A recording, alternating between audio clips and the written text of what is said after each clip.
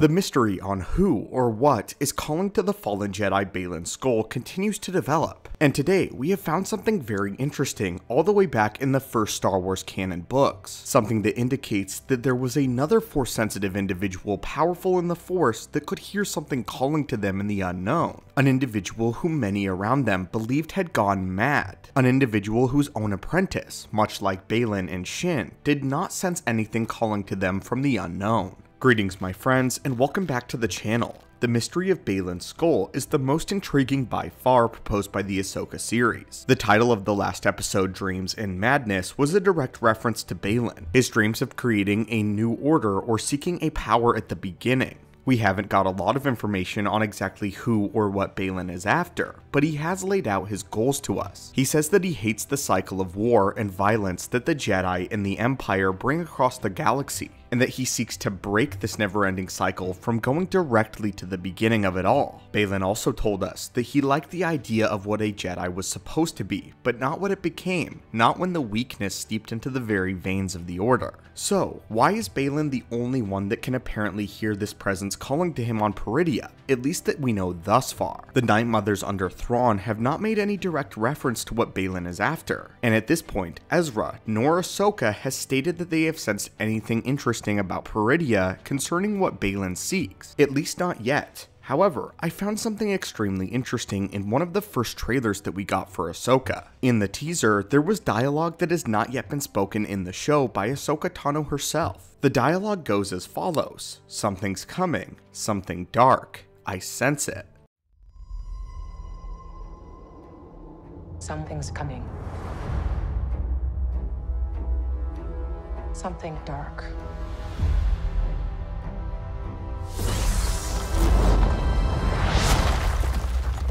I sense it. This is a line that has not yet been spoken in the series thus far, meaning that Ahsoka in the next episode, the finale, may in fact sense what Baylan is after. What this also tells us is that the thing that Baylan is after is in fact Darkseid in origin. But where things become really interesting is that the other character that we referenced that heard something calling to them in the unknown regions was Emperor Palpatine. In the Star Wars Aftermath novels, Imperial Gallius Rax knows how Palpatine was seemingly going mad, and that towards the end of the Empire in the original trilogy, that Palpatine was obsessed with something calling to him from the unknown regions. This is the exact quote from Star Wars Aftermath Empire's End.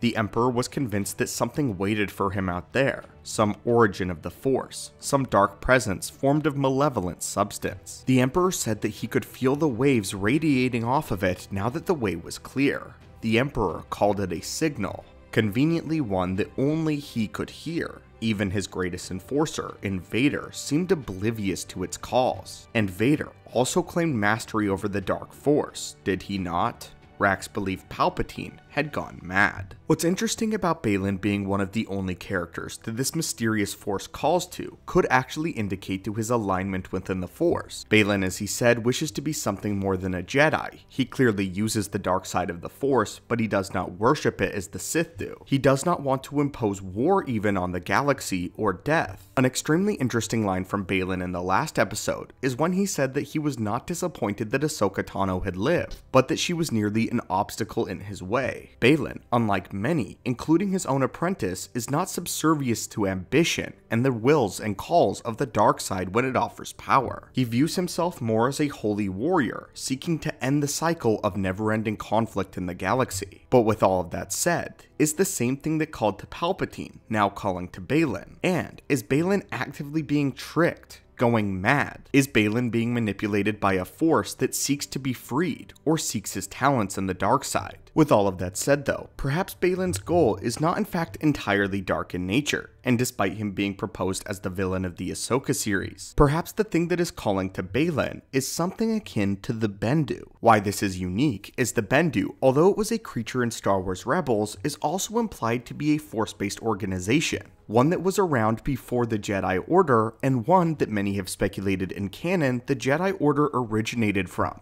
Just like in Legends, it is believed that the BENDU were keepers of balance, but that the Jedi ultimately decided to fully embrace the light, those Jedi who were once BENDU. It gets even more interesting than this, as in the original script for Star Wars by George Lucas, the Jedi Knights were known as the Jedi BENDU. Going back to the beginning, literally and figuratively, Baylan's skull in his own seems to represent somebody in the middle. We've gone over it endlessly, but even his lightsaber is not fully red, it's more of an orange color. The way Baylan wields the Force is exceptionally unique, and characters like Baylan are unique to Legends and both canon alike. He uses the structure and foundation of the Jedi Order for his backbone within the Force, never letting the dark side go too far. And yet, he finds that the light side and the Jedi have inherent weakness to them, and therefore embraces the dark to fuel his own power, or rather, fuel his own holy goals. Another interesting connection between Baylan and the Bendu is the fact that neither of them want war, despite the fact that those around them actively seek it. In Season 3 of Star Wars Rebels, the Bendu says, "You have brought war to this quiet world, Kana Jarrus, Jedi Knight, and I will have no part in it."